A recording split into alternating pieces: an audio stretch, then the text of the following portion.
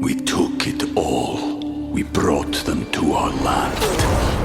An endless night, ember hot and icy cold. The rage of the earth. We made this curse.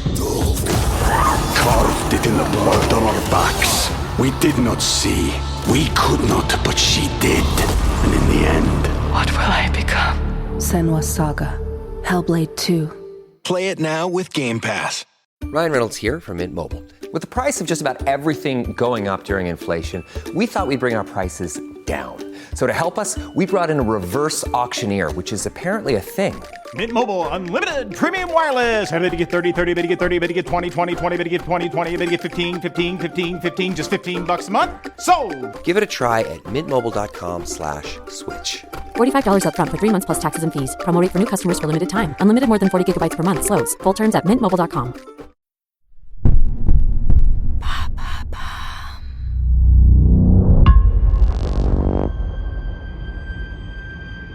Hôtel Stargate, Osaka, 29 décembre 2019. De nuit, la vue est imprenable depuis le 46e étage. Les lumières de la ville se reflètent dans la baie vitrée de la chambre. Au loin, on devine la masse sombre de l'océan Pacifique. Il est 21h30. Carlos Ghosn regarde la malle ouverte devant lui. C'est une de ces caisses à armature en fer dont on se sert pour ranger les instruments de musique et le matériel de sonorisation pour un concert. 1,20 m de long et 80 cm de haut. Ghosn hésite. Il glisse une jambe dans la malle, puis l'autre. Il se replie comme un fœtus. Michael Taylor se penche au-dessus de lui. Respirez lentement.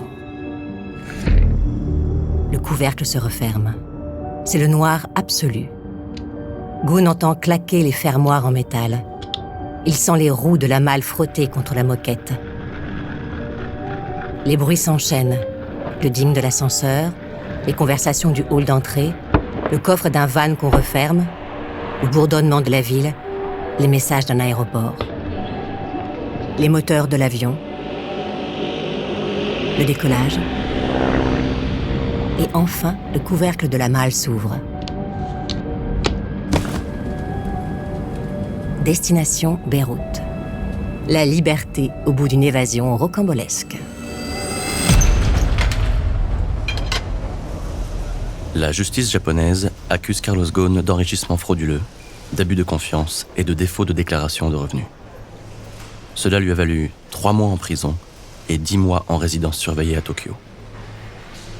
Il a été contraint de démissionner. Renault et Nissan continuent sans lui. 10 ans plus tôt, il était au sommet de sa gloire, l'un des meilleurs businessmen de la planète. Aujourd'hui, il est un paria et un fugitif. Interpol a lancé un mandat d'arrêt contre lui.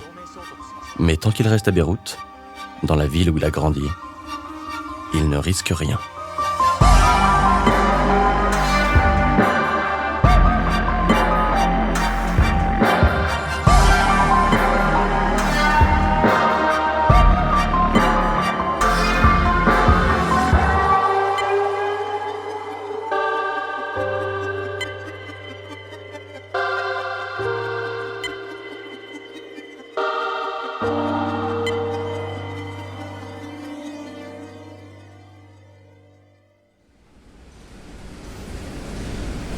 À l'époque où il régnait sur l'alliance Renault-Nissan, Carlos Ghosn estimait qu'il n'était pas rémunéré à sa juste valeur.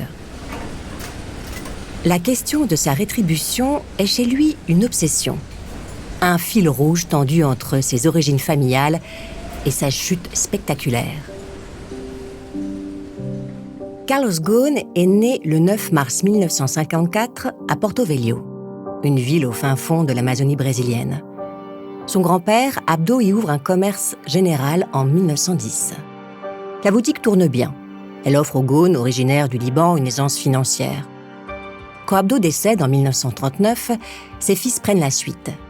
Georges, le père de Carlos, s'installe à Porto Velho avec sa femme Rose au début des années 1950. Rose n'aime pas cet endroit. Porto Velho est un trou paumé. Le climat n'y est pas bon. Carlos est un gosse fragile. Il souffre de fièvre et de diarrhée. En 1955, Rose annonce qu'elle rentre chez elle à Beyrouth.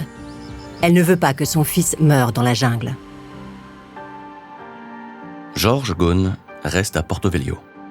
Il fait des allers-retours entre le Brésil et le Liban. En plus du commerce familial, il monte une société d'import-export et une société de change. Beyrouth, 1960. Dimanche de Pâques. Georges conduit la Peugeot 403 blanche familiale. Sur le siège à côté de lui est assis Boulos Massad, un prêtre que Georges connaît depuis l'adolescence. Ils ont monté un business juteux pour importer illégalement de l'or et des diamants d'Afrique. Mais Georges soupçonne Boulos de le doubler. Pour régler le problème, Georges a décidé de foutre une bonne trouille à son associé. La 403 s'arrête à un carrefour à quelques kilomètres de Beyrouth. Georges donne 2 coups de klaxon. Un homme surgit de derrière un talus. Il est armé d'un pistolet et d'un fusil. Boulos se tourne vers Georges. « C'est quoi cette histoire ? Tu veux me tuer ?» Furieux, Boulos sort de la voiture. Puisque c'est ça, il va rentrer en ville à pied. L'homme lui tire dessus. Boulos tombe à terre, un rein perforé. Il se vide de son sang et meurt sur le bord de la route. Arrêté 4 jours plus tard, Georges est accusé de meurtre et condamné à la peine de mort. La sentence est commuée en 15 ans de travaux forcés.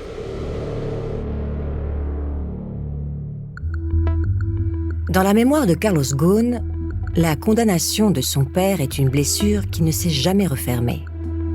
À partir de ce jour, Rose place son fils dans un cocon. Elle l'inscrit au collège Notre-Dame de Jamhour, une école de jésuites réputée jusqu'en Europe.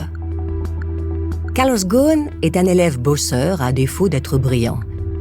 Il se passionne pour les grands hommes, Napoléon, César et Alexandre. Il a aussi un côté joueur. Il adore faire des parties de risque avec ses sœurs et ses cousins. Il suit toujours la même stratégie. Il démarre au Japon et construit une armée à partir de ce pays. Admis en prépa au lycée Stanislas, Carlos Ghosn débarque à Paris en 1971. Ses profs parisiens l'observent se jeter à corps perdu dans les études. Tout comme les jésuites de Beyrouth, il note chez cet élève studieux de l'arrogance et de l'impatience. Ghosn intègre l'école polytechnique à sa 2e tentative. Dans ce temple de l'excellence à la française, le jeune Libanais est accueilli comme un étranger. Carlos Ghosn se moque de ce que pensent ses camarades. Il n'en a rien à foutre de leur soirée coincée. De toute façon, il ne veut pas bosser dans un ministère. Ce qui l'intéresse, ce sont les affaires. Pour lui, le fric, ça compte. L'argent, ça sert à mesurer la réussite. Il franchit son nom. Désormais, Rossen se dira Ghosn. Comme Abdo, son grand-père, Carlos est déterminé à réussir. Reste une petite question. Où commencer son ascension ? La réponse vient un jour de 1978. Michelin cherche des recrues qui n'ont pas peur de mettre les mains dans le cambouis. Et Ghosn n'a peur de rien. À Clermont-Ferrand, pendant 3 ans, il côtoie les ouvriers. Il observe leurs habitudes. Il apprend leur langage. Il décrypte leur humour. Et il mémorise leur savoir-faire. Cette attention maniaque fait des merveilles auprès de son directeur financier, un Iranien du nom de Behrouz Shahid Nouraï.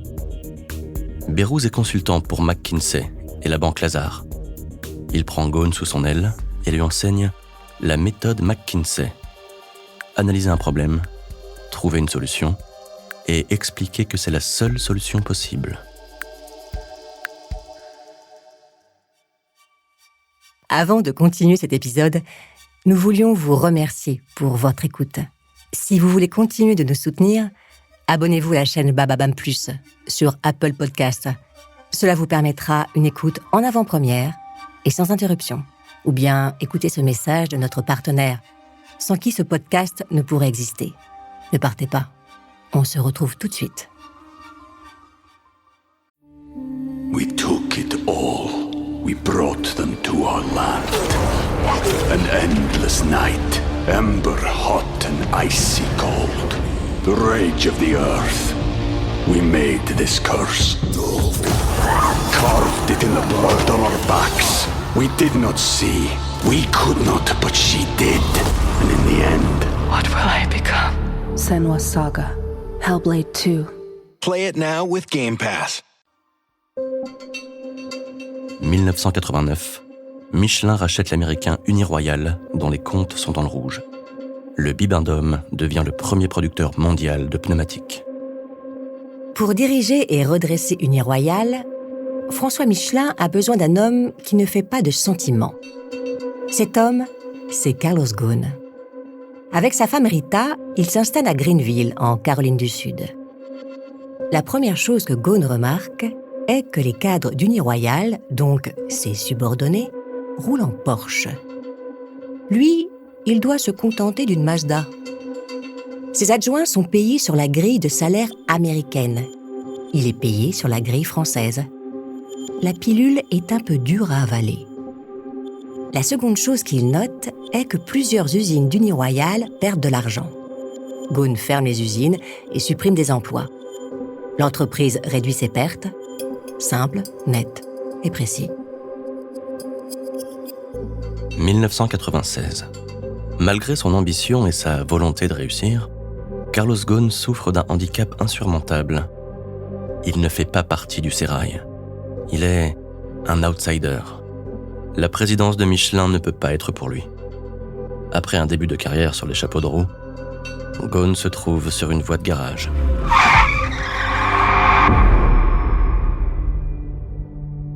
C'est un chasseur de tête qui le sort de cette impasse. Renault cherche un numéro 2. Le fleuron de l'automobile français se porte mal. Il y a bien eu des discussions avec Fiat en Italie et Daimler en Allemagne, mais ça n'a rien donné. Renault, que le gouvernement couve avec l'attention d'une mère, est trop petit, trop seul et trop français, comme l'écrit la presse spécialisée.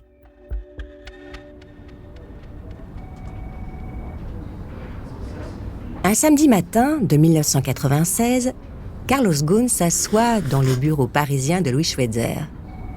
Il regarde cet homme élégant, discret et pétri de bonnes manières.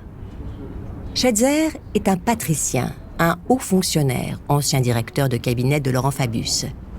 Il comptait Jean-Paul Sartre parmi ses relations.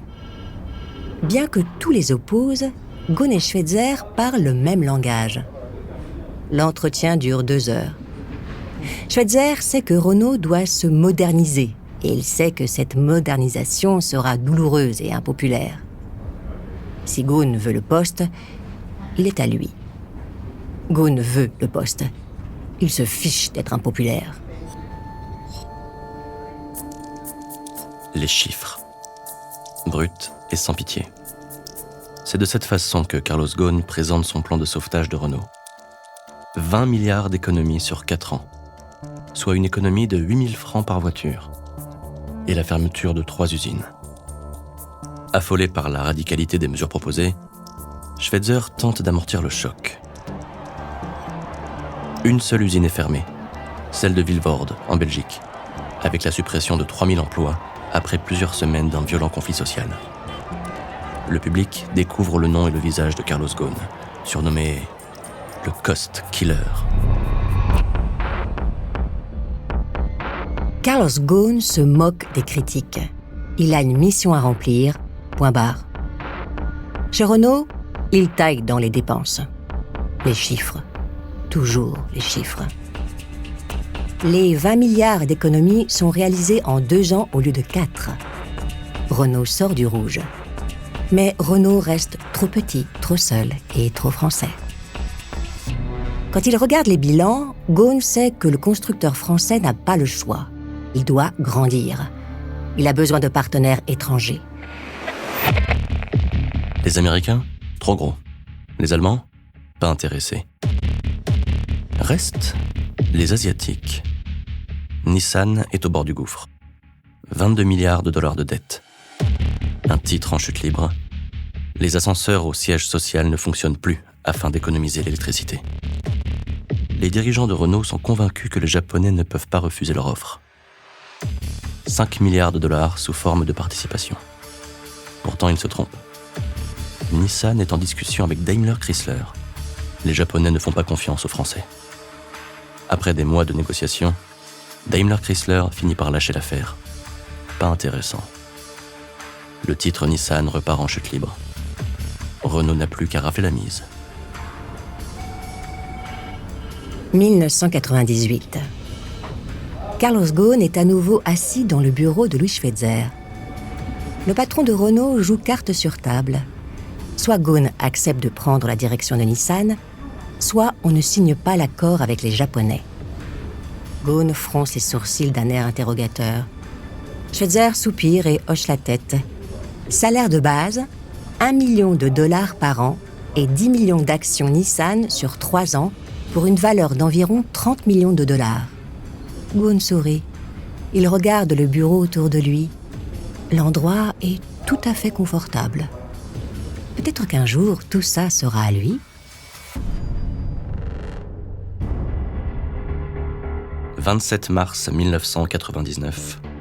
Auditorium de Keidanren, siège de Nissan.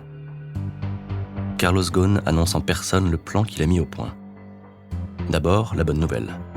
Renault et Nissan forment une alliance, d'égal à égal.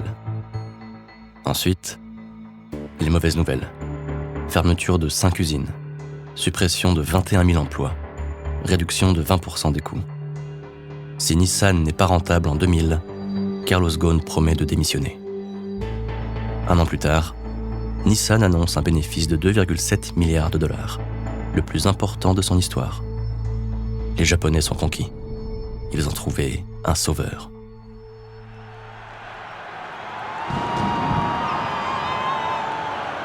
« 2002. Finale de la Coupe du monde de football. Saitama. Le Brésil est sacré champion du monde. 2-0 contre l'Allemagne. Carlos Ghosn quitte sa loge VIP. Sur les marches de l'escalier, une horde d'admirateurs l'attendent. Autographes, photos, selfies, poignées de main, accolades. Il lui faut 20 minutes pour rejoindre sa voiture.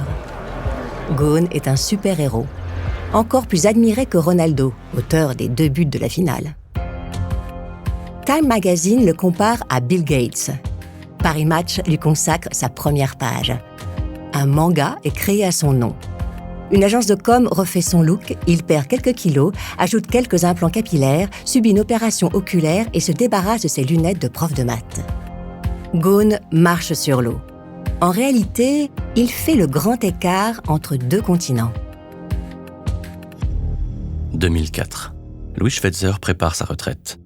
Il ne souhaite pas effectuer un mandat supplémentaire à la tête de Renault. Son successeur est tout trouvé. Carlos Ghosn est numéro 2. Logique qu'il devienne numéro 1.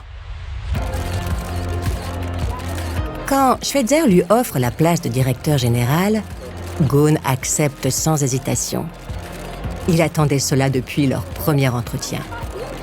Ce que Ghosn ne dit pas est qu'il n'a aucune intention de quitter Nissan. Au Japon, il jouit d'une reconnaissance et d'une admiration qu'on ne lui accordera jamais en France. Diriger seul 2 entreprises alliées, mais concurrentes. 2 entreprises distantes de 10 000 km et séparées par 8 fuseaux horaires. C'est absurde, non ? Cela n'a aucun sens. Quand Louis Schweitzer repense à cet instant où il a accepté que Ghosn prenne la direction de Renault et conserve celle de Nissan, un mot lui vient à l'esprit. C'était une bêtise. Une énorme bêtise.